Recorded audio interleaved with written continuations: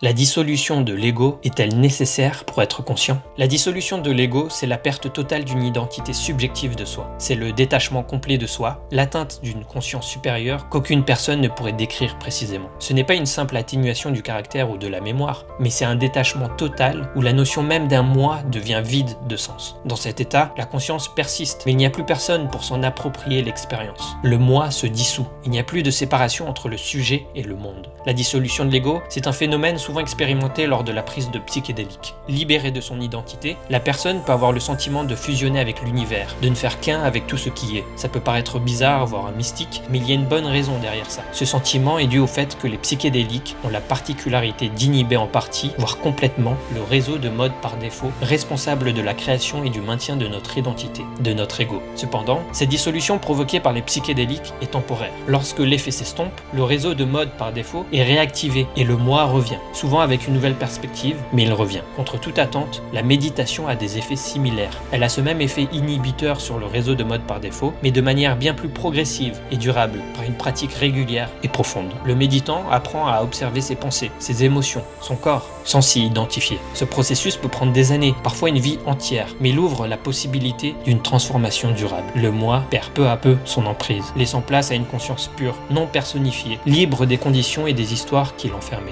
D'après les bouddhistes, la méditation est la clé vers l'atteinte d'une conscience libérée de son ego vers l'éveil. La dissolution de l'ego, ce n'est pas l'annihilation de la conscience, mais l'extinction d'un soi conditionné. C'est une existence détachée de l'ego, du désir et de la souffrance. La dissolution de l'ego est donc un état de fusion, d'unité avec le monde, une disparition du moi accompagnée d'un profond sentiment de paix, de clarté. Libéré de l'ego, il ne resterait peut-être plus que ce qu'il y a toujours eu, la conscience elle-même, une pure et simple présence.